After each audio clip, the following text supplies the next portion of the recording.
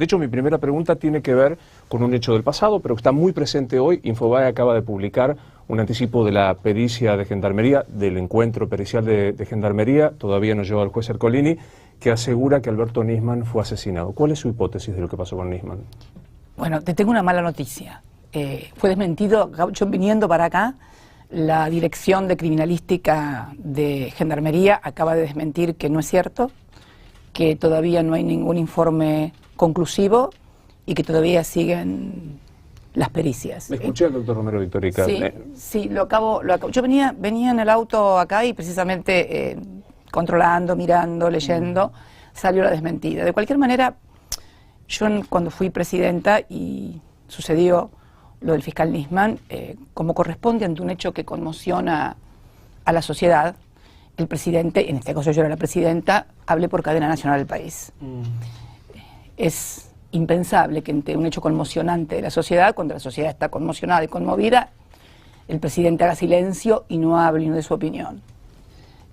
Yo di mi opinión en aquel momento, di mi hipótesis, la sigo sosteniendo, pero me parece que no es momento de volver a hacer hipótesis. Lo hice cuando era mi responsabilidad como presidenta hacerlo, y además de hablar al país, también puse a disposición de la justicia todo lo que la justicia necesitara para la investigación. Traigo esta pregunta aquí por dos motivos. Primero, quiero decir que el informe que firma Román Leichmann es un anticipo. Yo respondo porque es un anticipo. No es oficial, pero creo que es una fuente inobjetable.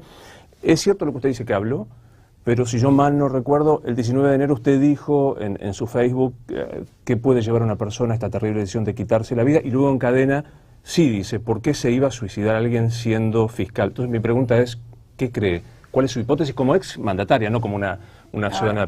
¿Se suicidó o lo mataron? En las dos publicaciones que yo hice en Facebook mencioné la posibilidad de la muerte que no fuera voluntaria, y luego lo hice por cadena nacional. Pero me parece que más allá de las hipótesis que yo pueda tener, hay muchas hipótesis, pero me parece que en este tema hay 4 o 5 hechos que son fundamentales, ¿no?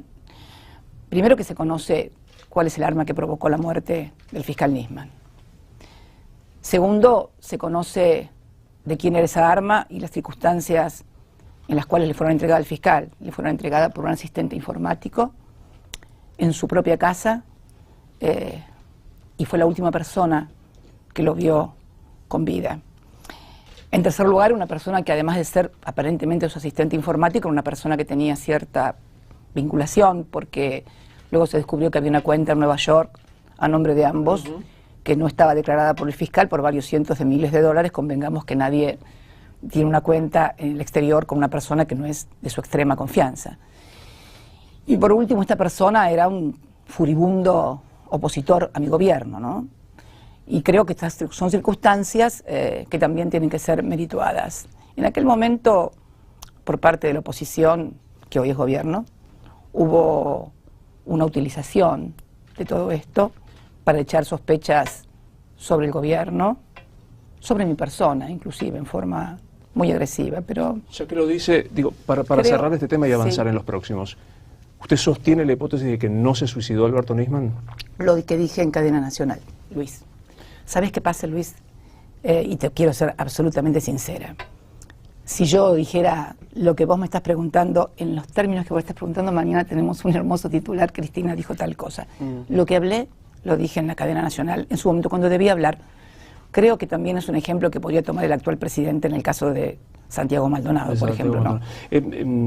Última sobre el tema, y avanzamos. ¿No recibió ninguna información de la propia inteligencia del país o de algún funcionario que hubiese podido aportar para saber con claridad cuál fue el motivo de la muerte violenta de Nisman? No, porque precisamente estaba investigando la justicia un hecho que si cualquier organismo de inteligencia o cualquier organismo dependiente de las fuerzas de seguridad yo le hubiera reclamado a ellos un informe especial, se podía ver como un entorpecimiento, intromisión impropio, así que de ninguna manera, al contrario. Imbricado con esto, aunque tengo la necesidad de decirle, a mí el colectivo, cuando nosotros los periodistas decimos la gente, me parece una abstracción absolutamente incomprobable, por lo cual voy a usar esta expresión, la gente.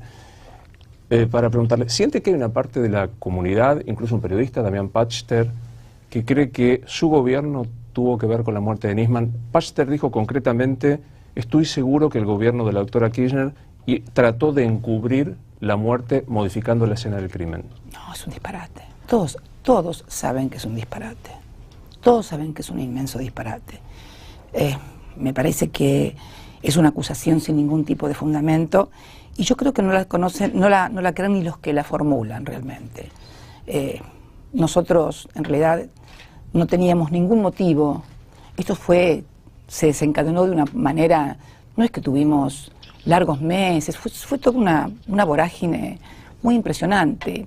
Hicieron venir al fiscal de Europa interrumpiendo las vacaciones, nadie sabe por qué, en medio de enero, una denuncia sin pies ni cabeza, a nosotros, nada más ni nada menos que a nosotros, de encubrimiento del atentado terrorista de la AMIA. ¿Sabe quién es la única presidenta y el único presidente que mencionaron a la República Islámica de Irán en Naciones Unidas, acusándolos y diciéndolos que tenían que cooperar con la Argentina?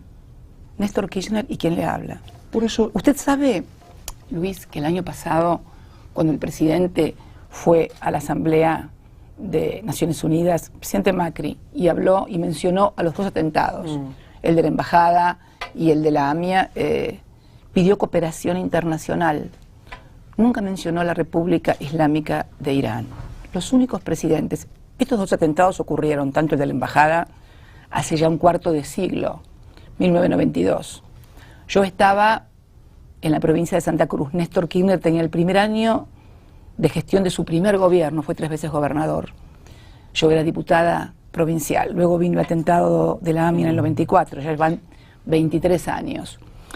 Hubo un presidente durante el cual se produjo el atentado, durante su presidencia, que después tuvo otra presidencia, después estuvo el presidente de la Rúa, después estuvo el presidente Duhalde, después estuvo Kirchner, y recién Kirchner, en el año 2007, luego de la acusación que efectuara el doctor Canicova Corral, hace el pedido de cooperación a la República Islámica de Irán. Somos los únicos que hemos nombrado a la República Islámica de Irán y le hemos reclamado cooperación. ¿Por qué? Digamos, casi lo pregunto es más de principios. Usted ha enarbolado en sus dos gestiones la defensa irrestricta de los derechos humanos. Sí. Se han impulsado los juicios por la verdad como no se había producido antes. Esto es indudable, objetivamente comprobable. ¿Tuvo algún prejuicio ideológico de firmar un memorándum? Después veamos en todo caso el contenido. Con una república que entonces gobernaba Mahmoud Ahmadinejad, que negaba el genocidio, lapidaba mujeres infieles, desbarrancaba homosexuales. ¿No le provocó ninguna aprehensión ideológica? No, yo no me acuerdo si estaba Ahmadinejad todavía cuando lo firmamos, pero realmente era el único instrumento para poder lograr que declararan los acusados iraníes y poder destrabar y conocer la verdad. Hace 23 años que pasó el atentado. No hay ninguna respuesta ni a las víctimas ni a los familiares de las víctimas. El único instrumento apto era lograr esto, porque usted sabe que nuestro país no permite el juicio en ausencia. Necesariamente el juez debe interrogar a los acusados. Y fue lo que debimos hacer para lograr memoria, verdad y justicia. Estamos a 23 años y seguimos exactamente en lo mismo. Es más, yo escuchaba que cuando vino el otro día el premier Netanyahu, israelí, habló de los dos atentados y acusó a Irán y Hezbollah. Y realmente, por ejemplo, en la Corte todavía no sabemos qué ha investigado sobre la embajada. Creo que realmente es una... Yo declaré en esta causa, cuando fue el juicio oral en el año 2003, creo, y dije que esta causa se había convertido como en un tablero de ajedrez de la política internacional, de la geopolítica y de la política interna. Usted se acuerda que se fraguó la participación en el atentado de policías bonaerenses para perjudicar la investigación y la imagen del entonces candidato del peronismo, Eduardo Duhalde. Entonces siempre sostuve que era como un tablero de ajedrez, donde se jugaba política interna y donde se utilizaba esto para política interna. Y la verdad que después de tanto tiempo todavía seguimos sin ningún tipo de respuesta. Pero vuelvo a reiterar, el gobierno de Néstor Kirchner y mi gobierno fueron los que mencionaron la República Islámica de Irán y pidieron su cooperación, pero además fuimos los que desclasificamos todos los archivos, creamos una unidad especial fiscal y le dimos todos los recursos. En estos días estaba leyendo en los diarios que se está discutiendo que le van a retirar los recursos a la unidad fiscal AMIA y había una discusión entre el funcionario a cargo y el gobierno. Quiero hacer dos preguntas muy concretas, pero como nos comprenden... A ver, vamos a hacer una cosa. Me dijiste pasado, presente y futuro. Ahí vamos a darse el mismo tiempo. No, ahí vamos. Pero es muy presente, desde hoy. Sí, claro. No, pero sí, claro. Dos preguntas muy concretas. Como nos comprenden las generales de la ley, por los dos somos abogados, quiero decir que la discusión del juicio en ausencia sigue existiendo y se cree que es inconstitucional. Algunos creen que... Yo creo que pero sí. Bueno. Reformemos... A ver, Luis, vos sos abogado y yo también. Sí. Reformemos la Constitución y se puede hacer el juicio en ausencia. Claro. Con esta Constitución no se puede. ¿Usted instruyó al canciller Timmermans para encontrarse con el canciller iraní en Alepo? No, porque los cancilleres no necesitan instrucciones a partir de cuando la República Islámica comunica. Esto fue creo que en el 2012. En el 2012, exactamente. En el 2012, creo que yo hablo el 25 de septiembre ante Naciones Unidas, y unos días antes formalmente se comunicó al gobierno argentino a través de la Cancillería, si mal no recuerdo, hace bastante tiempo ya, de que querían entablar conversaciones para arribar a un acuerdo de cooperación. Pero digo, el encuentro existió. ¿Qué encuentro? Entre el canciller Timmermans y el canciller iraní. Después de que en Alepo, antes de la firma. El encuentro con el canciller iraní es en Nueva York, en Naciones Unidas, luego de que nos comunican a nosotros que querían entablar negociaciones, ¿no? ¿Es correcto que Hugo Chávez le dio información que le permitía? No, jamás. Es más, me acuerdo que en la primera, yo lo conocí a Hugo Chávez en la primera reunión que se hizo del Grupo de los 15 en Venezuela, en Caracas. Y también había una delegación de Irán.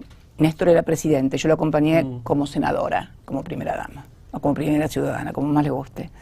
Y me acuerdo que los iraníes habían solicitado una audiencia. En el marco de las reuniones bilaterales que se hacen en todos los encuentros multilaterales, siempre hay encuentros bilaterales.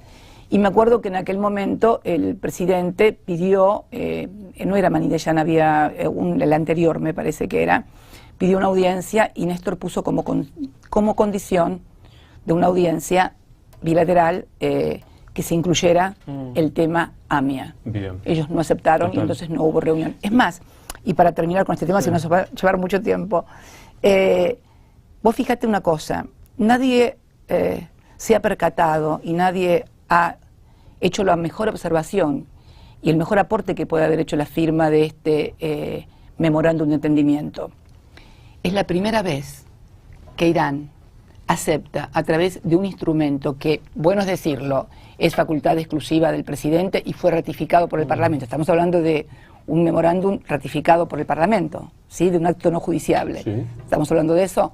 Bueno, digo yo, si vos representaras un país que no tiene absolutamente nada que ver con un atentado al que se lo acusa, ¿aceptarías firmar un acuerdo en el que implícitamente estás aceptando que algo tenés que ver? Porque si no, ¿por qué necesidad del tema? Me parece que es un tema que nunca nadie analizó adecuadamente, pero me parece que quiero avanzar, pero no quiero dejar de decirlo porque lo he dicho públicamente y me parece que corresponde que delante suyo.